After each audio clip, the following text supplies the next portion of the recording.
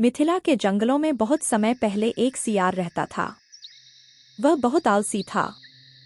पेट भरने के लिए खरगोशों व चूहों का पीछा करना व उनका शिकार करना उसे बड़ा भारी लगता था।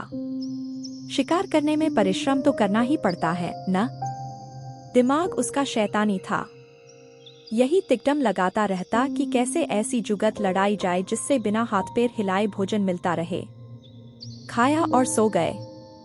एक दिन उसी सोच में डूबा वह सियार एक झाड़ी में दुबका बैठा था। बाहर चूहों की टोली उछल-कूद व भाग-दौड़ करने में लगी थी। उनमें एक मोटा सा चूहा था जिसे दूसरे चूहे सरदार कहकर बुला रहे थे और उसका आदेश मान रहे थे।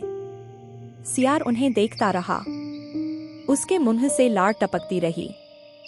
फिर उसके दिमाग में एक तरकीब आई। जब चूहे वहां से गए तो उसने दबे पांव उनका पीछा किया। कुछ ही दूर उन चूहों के बिल थे। सियार वापस लौटा। दूसरे दिन प्रातः ही वह उन चूहों के बिल के पास जाकर एक टांग पर खड़ा हो गया। उसका मुंह उगते सूरज की ओर था। आंखें बंद थी। चूहे बोलों से निकले तो सियार को उस अनोखी मुद्रा में खड़े देखकर वे बहुत चकित हुए। एक चूहे ने जरा सियार के निकट जाकर पूछा, सियार मामा, तुम इस प्रकार एक टांग पर क्यों खड़े हो? सियार ने एक आंख खोलकर बोला, मूर्ख, तूने मेरे बारे में नहीं सुना कभी? मैं चारों टांगे नीचे टिका दूंगा तो धरती मेरा बोझ नहीं संभाल पाएगी। यह डोल जाएगी। साथ ही तुम सब नष्ट हो जाओगे। तुम्हारे ही कल्याण के लिए मुझे एक टांग पर खड़े रहना पड़ता है। चूहों में खुसर पुसर हुई। वे सियार के निकट आकर खड़े हो गए। चूहों के सरदार ने कहा, हे महान सियार, हमें अपने बारे में कुछ बताइए। सियार ने ढोंग रचा, मैंने सैकड़ों वर्ष हिमालय पर्वत पर एक टांग पर खड़े होकर तपस्या की। मेरी तपस्या समाप्त होने पर एक टांग पर खड़े होकर तपस्या की। मेरी तपस्या समाप्त होने पर सभी देवताओं ने मुझ पर फूलों की वर्षा की। भगवान ने प्रकट होकर कहा कि मेरे तप से मेरा भार इतना हो गया है कि मैं चारों पैर धरती पर रखूं तो धरती गिरती हुई ब्रह्मांड को फोड़कर दूसरी ओर निकल जाएगी। धरती मेरी पार ही टिकी रहेगी। तब से मैं एक टांग पर ही खड़ा हूं। मैं नहीं चाहता कि मेरे कारण दूसरे जीवों को कष्ट हो। सारे चूहों का समूह महातपस्वी सियार के सामने हाथ जोड़कर खड़ा हो गया। एक चूहे ने पूछा, तपस्वी मामा, आपने अपना मुंह सूरज की ओर क्यों कर रखा है? सियार ने उत्तर दिया, सूर्य की पूजा के लिए। और आपका मुंह क्यों खुला है? दूसरे चूहे ने कहा, हवा खाने के लिए। मैं केवल हवा खाकर जिंदा रहता हूँ।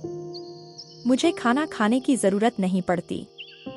मेरे तप का बल हवा को ही पेट में भांति भांति के पकवानों में बदल देता है। सियार बोला। उसकी इस बात को सुनकर चूहों पर जबरदस्त प्रभाव पड़ा। अब सियार की ओर से उनका सारा भय जाता रहा। वे उसके और निकट आ गए। अपनी बात का असर चूहों पर होता देख मक्कार सियार दिल ही दिल में खूब हंसा। अब चूहे महातपस्वी सियार के भक्त बन गए। सियार एक टांग पर खड़ा रहता और चूहे उसके चारों ओर बैठकर ढोलक, मजीरे, खड़ताल और चिमटे लेकर उसके भजन गाते। सियार सियारम भजन भजन। भजन कीर्तन समाप्त होने के बाद चूहों की टोलियां भक्ति रस में डूबकर अपने बिलों में घुसने लगती तो सियार सबसे बाद के 3-4 चूहों को दबोच कर खा जाता। फिर रात भर आराम करता, सोता और डकारें लेता। सुबह होते ही फिर वह चूहों के बिलों के पास आकर एक टांग पर खड़ा हो जाता और अपना नाटक चालू रखता। धी चूहों की संख्या कम होने लगी। चूहों के सरदार की नजर से यह बात छिपी नहीं रही। एक दिन सरदार ने सियार से पूछ ही लिया, हे महात्मा सियार, मेरी टोली के चूहे मुझे कम होते नजर आ रहे हैं। ऐसा क्यों हो रहा है? सियार ने आशीर्वाद की मुद्रा में हाथ उठाया, हे चतुर मूषक, यह तो होना ही था। जो सच्चे मन से मेरी भक्ति लरेगा वह सशरीर बैकुंठ को जाएगा। बहुत से चूहे भक्ति का फल पा रहे हैं। चूहों के सरदार ने देखा कि सियार मोटा हो गया है। कहीं उसका पेट ही तो वह बैकुंठ लोक नहीं है जहां चूहे जा रहे हैं? चूहों के सरदार ने बाकी बचे चूहों को चेताया और स्वयं उसने दूसरे दिन सबसे बाद में बिल में घुसने का निश्चय किया। भजन समाप्त होने के बाद चूहे बिलों में घुसे। सियार ने सबसे अंत के चूहे को दबोचना चाहा। चूहों का सरदार पहले ही चौकन्ना था। वह दाव मारकर सियार का पंजा बचा गया। असलियत का पता चलते ही वह उछलकर सियार की गर्दन पर चढ़ गया और उसने बाकी चूहों को हमला करने के लिए कहा। साथ ही उसने अपने दांत सियार की गर्दन में गड़ा दिए। बाकी चूहे भी सियार पर झपटे और सबने कुछ ही देर में महात्मा सियार को कंकाल सियार बना दिया। केवल उसकी हड्डियों का पिंजर बचा रह गया। सीखा ढोंग कुछ ही दिन चलता है, फिर ढोंगी को अपनी करनी का फल मिलता ही है।